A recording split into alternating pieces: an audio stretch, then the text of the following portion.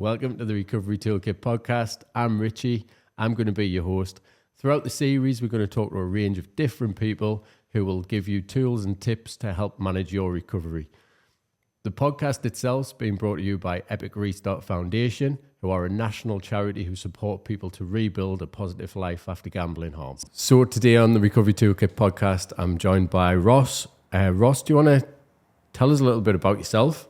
Tell us a little bit about how you come to be sat on a podcast with me today.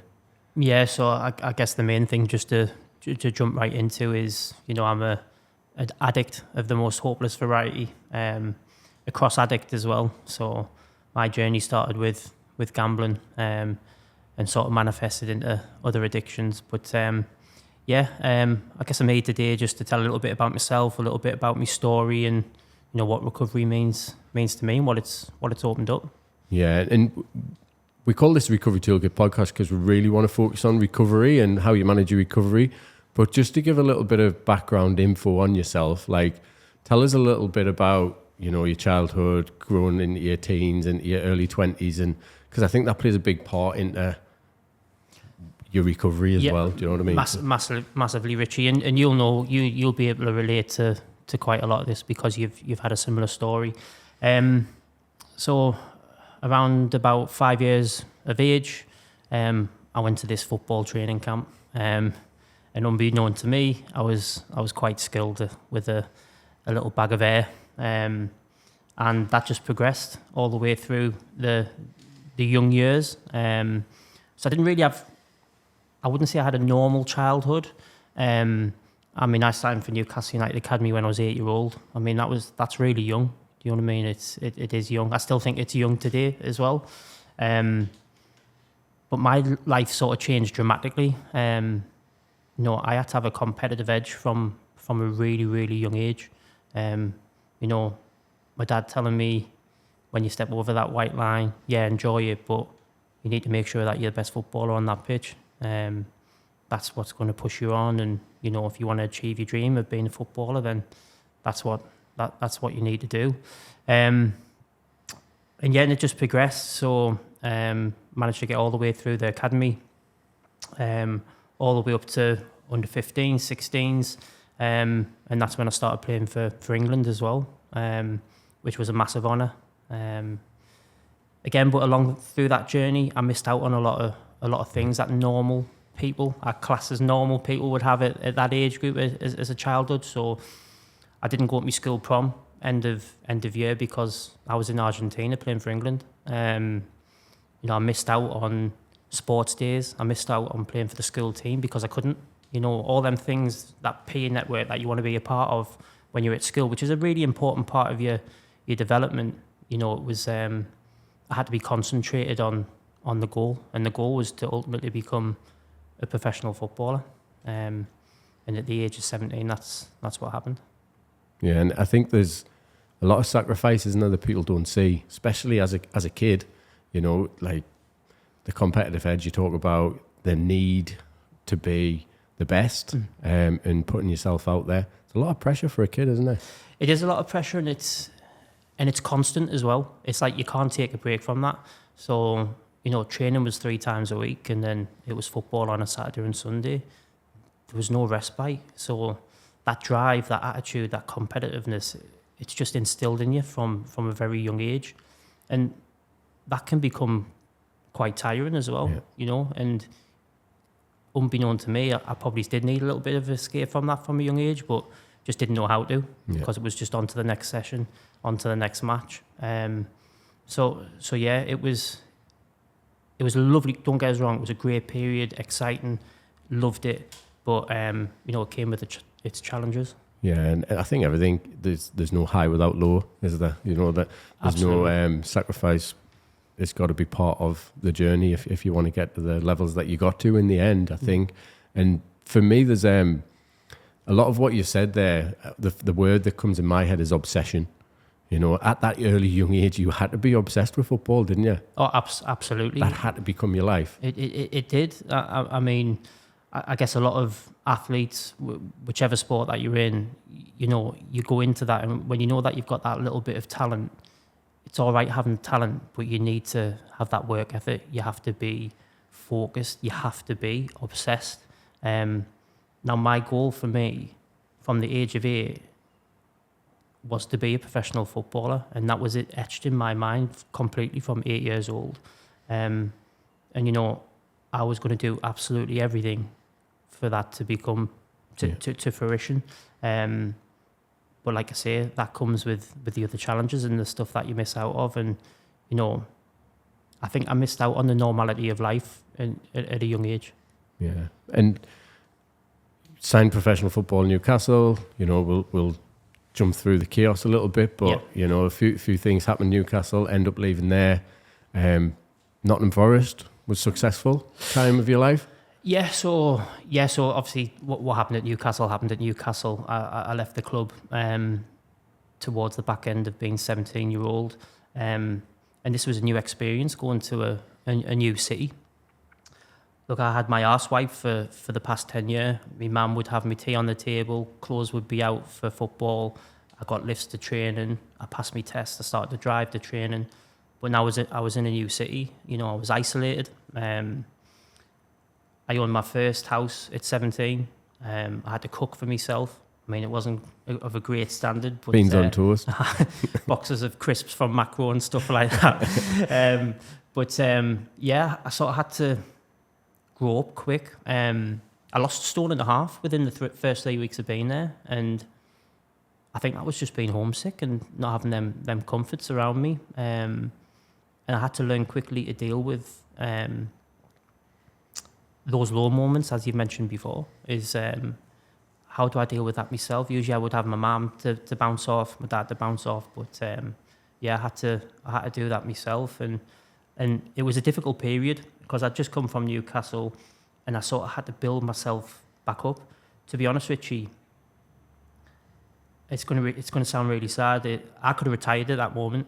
I had no love or anything for football. It was like, I'm only doing this because of the investment from my family and the people that have been beside me for the past 10 years. I mean, I was England captain at the time and I just didn't want to play football. So how I made that next step to be able to make my debut at Nottingham Forest 3 months later, I'll never know. Football never got the best of me, 100% it didn't, because of the events that had went on. But and do you think at that moment, Ross, you know, in recovery, we talk a lot about living in our own heads. Yeah. You know, like, is that what you felt at that moment? Like you were internal, you were spending a lot of time in your own head. What was going on? Were you like beating yourself up about it? What were kind of the feelings, emotions and stuff that were going on for you at that time? All of the above, I think, Richie. I felt lonely. I felt inadequate. I felt like I failed. I mean, for me, the pinnacle of football is playing for Newcastle United. That's my hometown team. It's everything I ever wanted. And when that was sort of taken away, I don't know, it was that was just it for me. But I guess where the problems came into my life, it was the gambling. That's when the gambling started. So came an escape at that point. Massive escape. So I can tell you about times where, you know what it's like as a footballer, you go in the morning, you train, you have your lunch, you go home. So I didn't go home. I didn't go to the golf course. I didn't hang out with the rest of my teammates. I went to William Hill, 500 yards around the corner, and I'd be in there at 2 o'clock, and I'd get a tap on the shoulder at 9 o'clock to say, you need to get out. Yeah. And no, that was the escape for me. I mean, it's really sad that, isn't it? Mm-hmm. You know, going into there, you're isolated anyway from your family. You're at this football club, and now you feel a need that you have to escape from everything that's around you. And that was a common occurrence for me. And I knew that something wasn't right. You know, every time it was the tap on the shoulder to say, Ross, you need to get out of here. But obviously that at the time was what I call manageable. You know, finances were okay. I didn't have any consequences at that point in time. Obviously, the consequences will come when the football stopped. Yeah, and if we take you up to that point, you know, career in football, you know, played professionally for a good while. Yeah. 22, 3? 22. 22. I came out the game, so I played in the Championship in League One with Nottingham Forest. Went to Port Vale, had a half a season at Port Vale. Still managed to be England captain all the way up to the under-20s. Something was just missing, Richie. Something was that dedication, that motivation from a young age had just dissipated. And it was replaced by it's a hard emotion to try and describe. It was just total deflation and disappointment. I knew it was coming towards the end. Yeah. Yeah. And the obsession for football wasn't there anymore. Obsession switched. Yeah, absolutely. And that's a great analogy. It did switch. So where football was a release, the gambling became that release. I didn't want to be around people.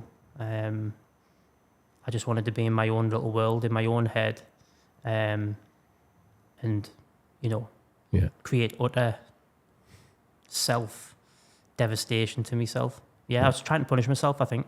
Yeah. Yeah, definitely.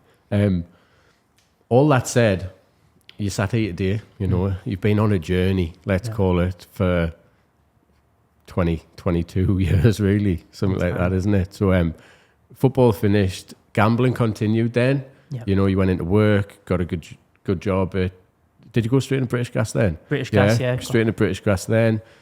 Managed to hold down a job, so I always class myself as a high-functioning addict. Yeah. And I say you as being that as well, you went to work, you done all your stuff, but internally, just something missing. Oh, it was a shit show, Richie. I mean, to be fair, British Gas gave me a home straight away after football. I think I retired from football July 2007, and I think August 2007 I had an apprenticeship with British Gas, and I'll be eternally grateful to be given that chance. I've been there 17 years, definite high functioning addict.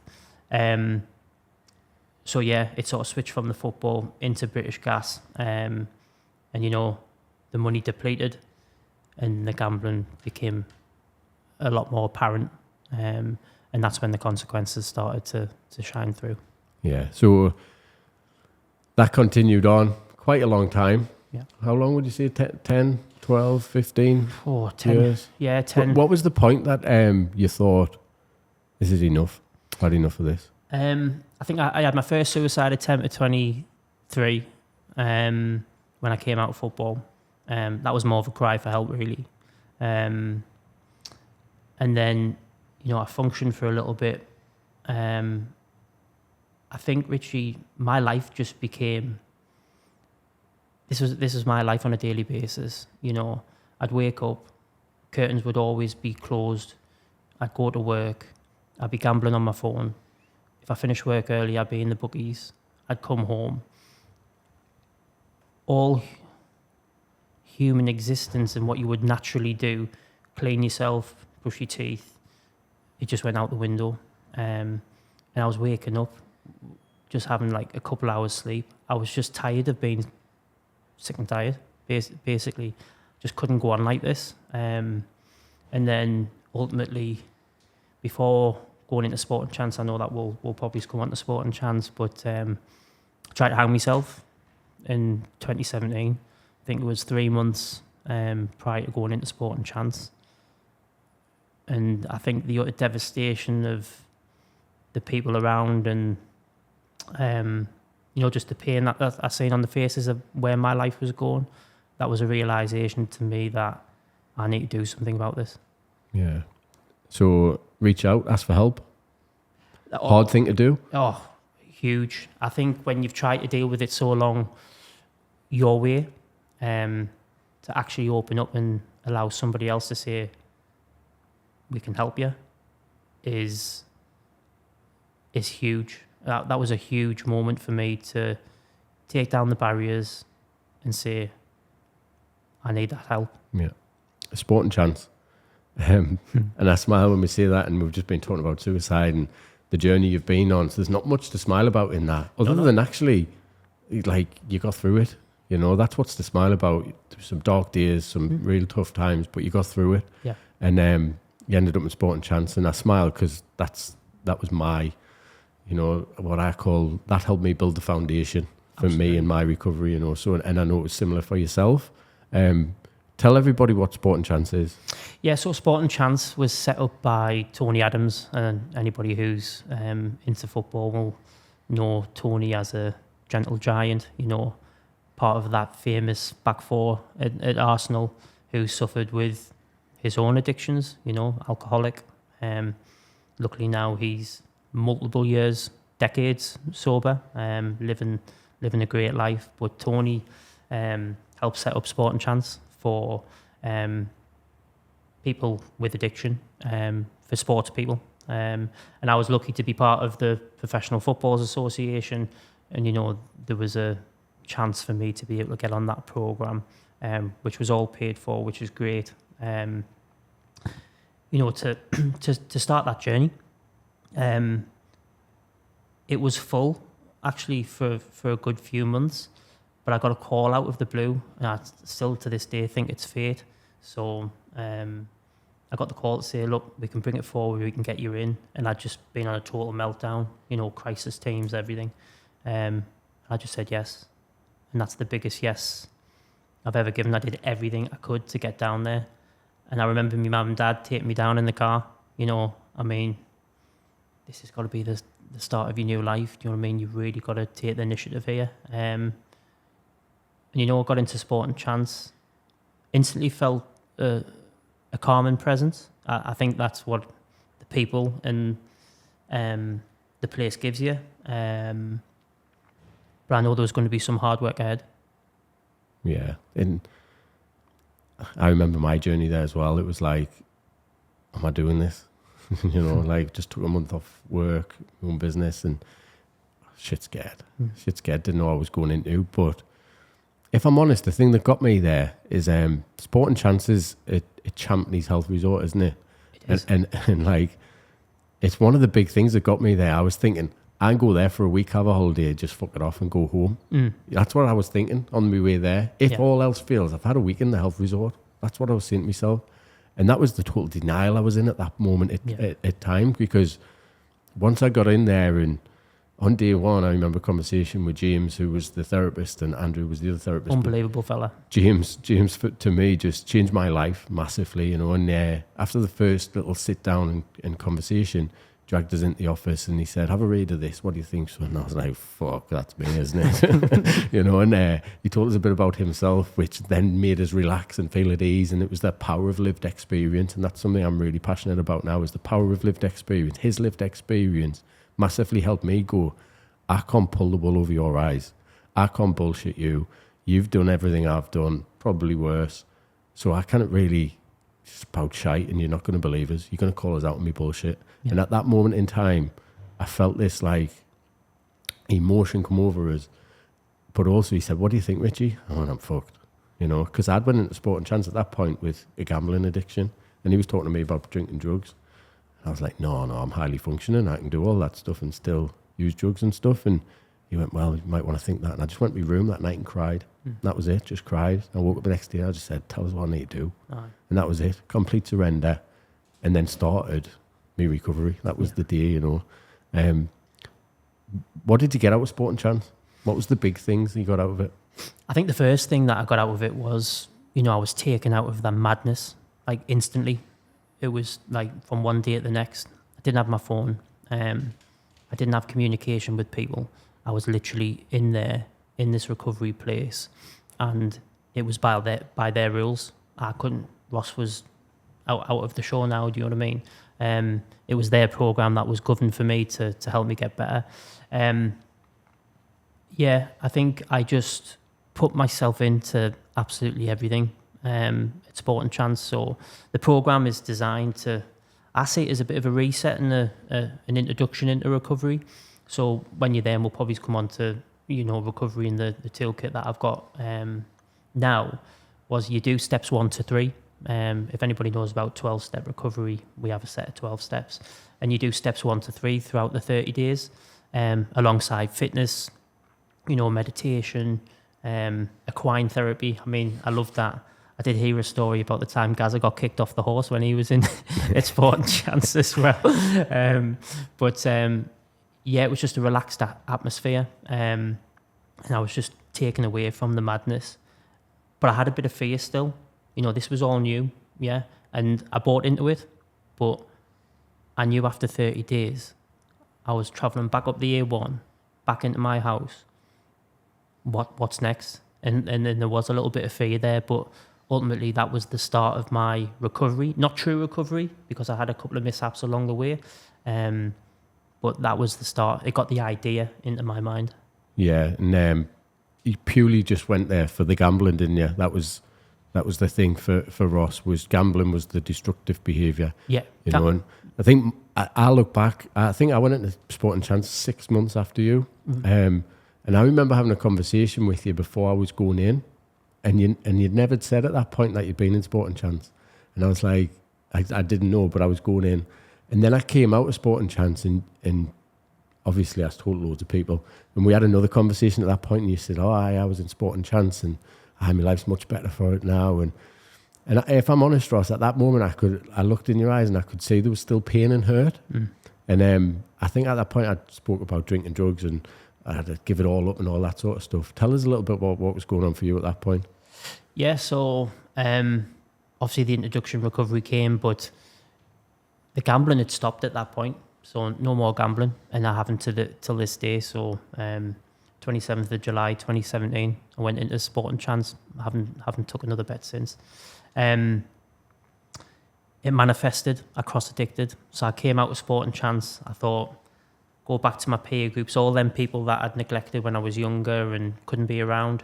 I got back into those social groups again. So I'd play football on a Saturday, play football on a Sunday. And as you know, the drinking culture and the drug culture, it's there. Everybody knows it. We can discuss openly and honestly about it now. Who's going to the toilet next? Do you know what I mean? And the first time I had a key of cocaine, it was just like ecstasy. I was like, why have I missed out on this? I've missed out on so much. But ultimately, it was just masking that. Yeah, I'd begun that work in Sporting Chance. I wasn't putting any action in outside of that. And I was just going to fall back into the same pitfalls, that same hole that I was going to have to try and drag myself out again. Yeah, so the obsession from football at a young age became an obsession with gambling. Sporting Chance got you into recovery and stopped you gambling, but actually I still needed to escape somewhere. And cocaine, that first line of cocaine, if anyone that's not had cocaine didn't do it, because it is quite euphoric, isn't it? It's quite a feeling that you get, and that's why it's so addictive. Yeah. Went on a little while. Drinking drugs became a new escape for you. Went on a little while, and then what our class as Ross truly entered recovery. Oh, absolutely. But again, we hit that cycle. Standing on with Burncliffe's crisis team around, best mate flying down from Yarm, to ultimately try and stop a travesty. Something pulled me back from the cliffs that night. Could have been Michelle, could have been Scarlett, it could have been my family. I actually think it was the actual roots that were planted from Sporting Chance. I think something just took me back to that to say, there's a different option there. There's something different out there that you can utilise and you can rebuild yourself. And ultimately I stepped back, and the day after that moment, 12-step recovery announced itself to me. And I always like to say to people, like, when we get in recovery, we want to help other people as well. I think it's important that people focus on themselves and help themselves first. And then if they want to go on and give back and help other people, great, fantastic. But at that moment, you've got to look after yourself, haven't you? 12-step recovery, you've got to look after yourself. You've got to be a little bit selfish and do what you need to do. Yeah. But that's hard after you've been selfish for different reasons for a long period of time as well, isn't it? Absolutely. Yeah, so the dynamic really changes, like in your relationships that you have. So obviously Michelle was all for me going into recovery, but you do become selfish again. Meetings every night, going to see your sponsor, doing your step work, you're riding on this quest of recovery and spiritual awakeness, and your partner's still at the same level that they've been at, because that's where they naturally are. That's where they are. Hurt and pain. Hurt and pain, yeah. So they see somebody in recovery getting the plaudits for being 30 days sober, drug-free, 60 days sober, drug-free, and they're looking and thinking, for multiple years, this guy has been causing utter devastation. Where's my plaudits? And absolutely right to think that way. And I think we still have a little bit of that today. We still got to work on that. I'll always get the plaudits for, not taking that drink, not taking that drug, not having that bet. But there's other people involved in my recovery that, need to be acknowledged for the support and sheer loyalty to stay with us. Yeah, willingness to work, isn't it? I think that, friends, family, close relatives, they've been put through the mire, haven't they? Literally, and for them to stand by and support and, encourage, I think it's admirable. Can't even say the word. But on the other side of that as well is, like you see, people in recovery get plaudits all the time. They get encouraged, and rightly so. They've done a big thing.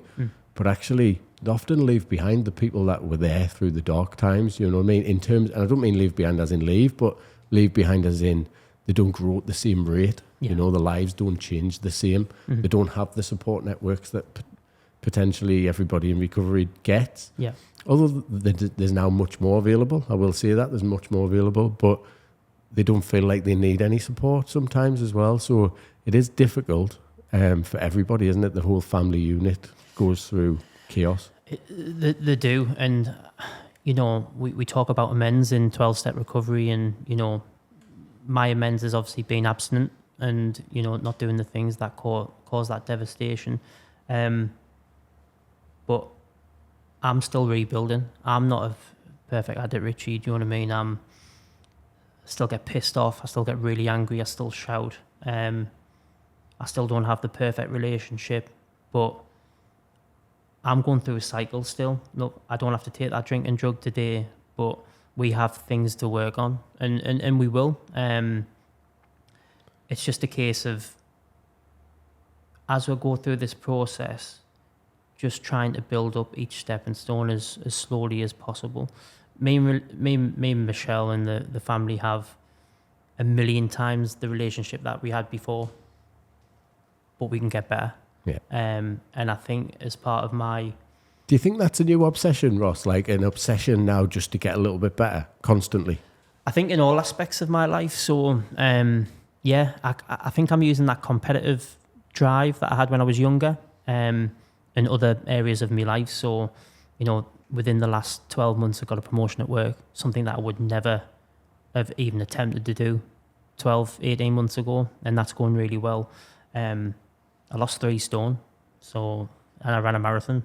That's something that I just didn't even want to consider. I mean, the dedication and the selfishness again, and the training that I had to do, that was obsession. It was immense obsession. Yeah, I think throughout my life until I take my last breath, I'll be obsessed about something.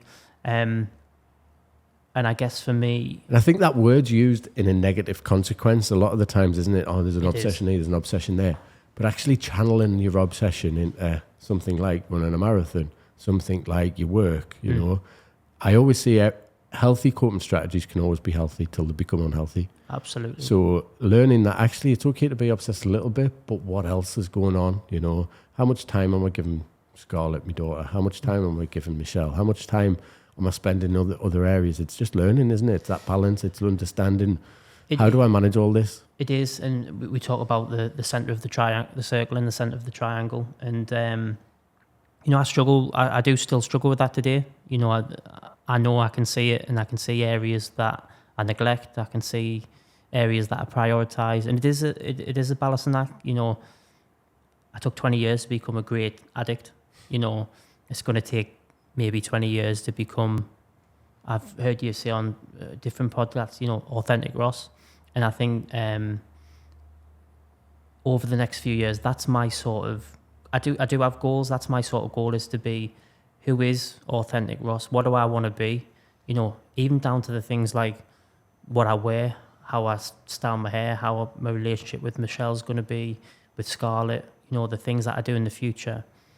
I'm starting to think about these things now because I can.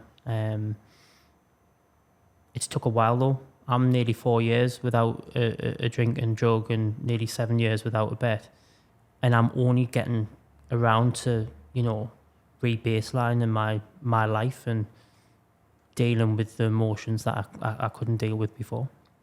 Yeah, and we talk a lot. People think you get in recovery and it all just gets plain sail and rosy, you know, pink clouds, like life's wonderful. And I get loads of like messages and that, oh, it's great to see how well you're doing, Richie. And you know, and there's one saying for me that you might see me shine in the light, but you don't see the work I've done in the dark. And that one saying for me is massive, because I'll take it. I'll take plaudits and I'll take, you know, you're doing well. But actually, people don't say that Richie last week was struggling and his head was falling off. Do you know what I mean? Like, that was the truth of the matter. You know, we've spoke about it. It happens. That's recovery.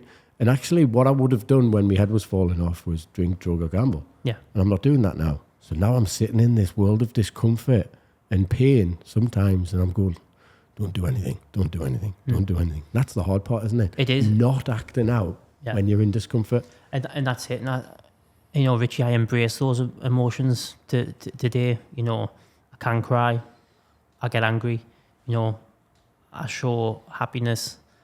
I sometimes show love. Michelle say that I don't, but I do sometimes. But yeah, I can sit with them today, and that's the biggest thing for me, is that I can feel again, and I can sort them out. I can work them out in my mind, and I can push forward. And I know that I don't have to go back to that life. Yeah, so we spoke about the challenges you faced. We spoke about even the challenges in recovery you faced. Yeah. But recovery is good as well, isn't it? Oh, it's amazing. Do you know what I mean? Like, we amazing. Can sit here and we make it, oh, it's still a real struggle, blah, blah, blah. But actually, the struggle, just feeling the struggle helps us feel the, you know, the highs as well. And tell us some of the good stuff that's gone on over the past 4 years for you, Ross. Some of the good stuff, like I say, like all areas of my life has improved. I mean, my friends network and the people that I deal with on a daily basis is just phenomenal. I can tell them that I'm pissed off. I can tell them that I'm happy. I can tell them that I feel loved. Do you know what I mean? We've got such a great network of people around me. Is something that I'll be forever grateful for. Yeah, I guess just the relationships that I have now are just so much better. Honest as well. It's been a whirlwind of a 4 year. The recovery groups that I go into, I mean, I'll still go to Gamblers Anonymous. I'll still go to Cocaine Anonymous. Not as much as other people do. It works for me. I guess just an overall recovery. I like to be, you know, seen on social media. I like to be seen within the recovery circles. I just promote it as best I can. And ultimately, that draws people in. The amount of people who have probably been in the same situation that I've been, you know, reaching out, asking for help, to be able to go, yeah, there's a way out of this. That's just one of the biggest things over the last 4 years that's given me, is that I can help other people. Once I'm out of my own self and I'm helping other people, that's the best place to be for me. Yeah, and I love that. I think, so I used Alcoholics Anonymous, Cocaine Anonymous, Beta GA. Anonymous on the end of them things is so important for so many people. Yeah. And I think I want to say that it is important. What's also important is people like yourself, people like me doing stuff like this, is that some people aren't anonymous. Yeah. You know, because shame and stigma that's attached to addiction stops people reaching out and asking for help. And sometimes it's perceived stigma of that person, of what they think other people will think.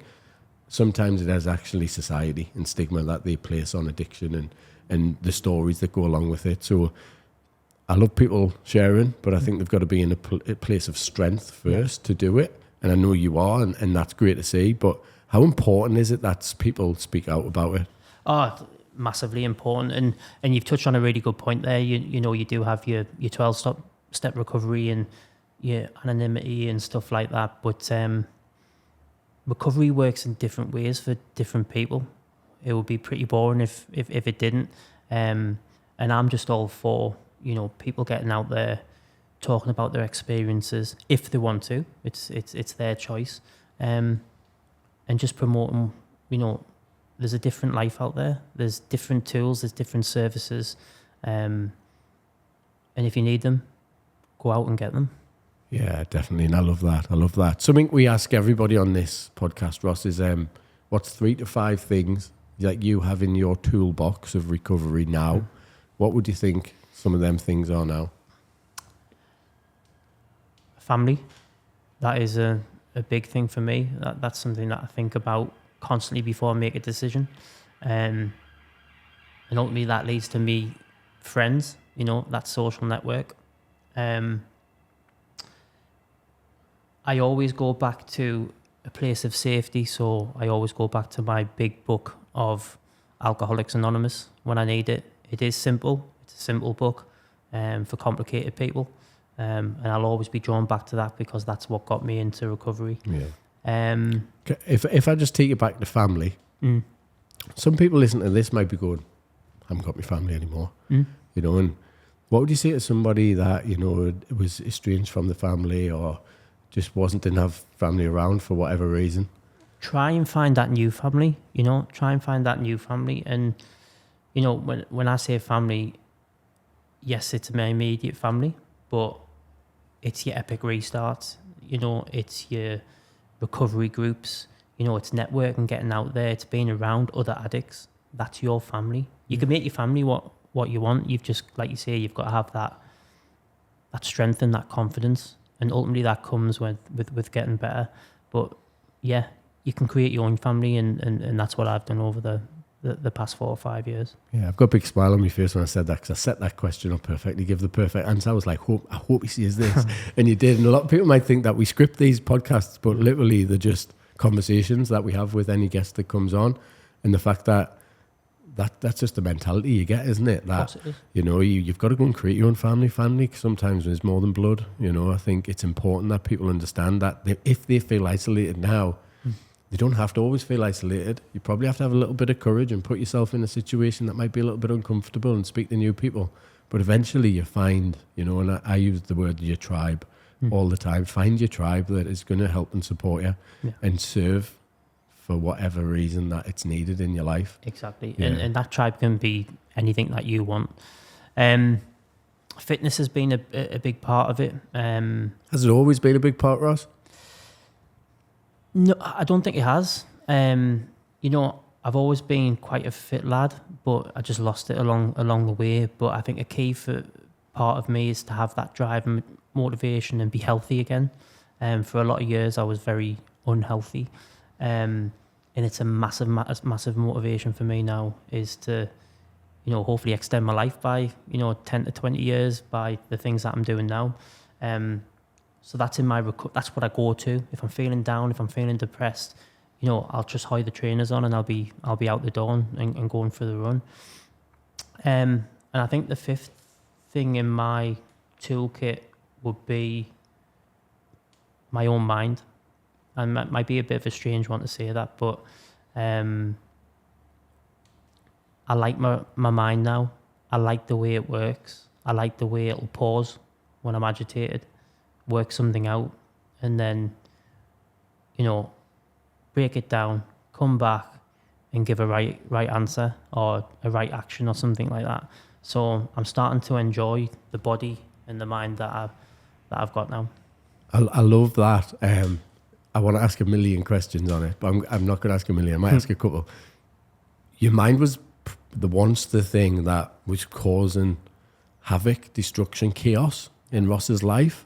Is that fair to say? Oh, yeah, 100%. And now your mind's one of the most powerful things you've got in your recovery. Yeah. How do you go from chaos to calm? Hard work, Richie. It's hard work.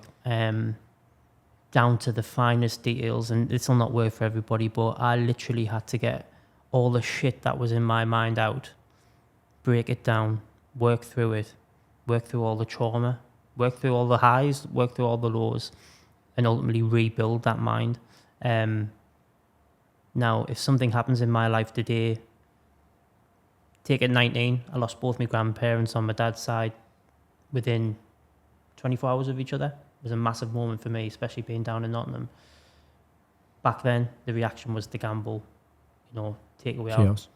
Today, it would be, how do I support my dad? How do I support the other people that's around me? How can I be a pillar of strength for somebody? And I think it's just been a retraining of the mind for me, which will be an ongoing activity, Richie. It's not 4 or 5 years and stop.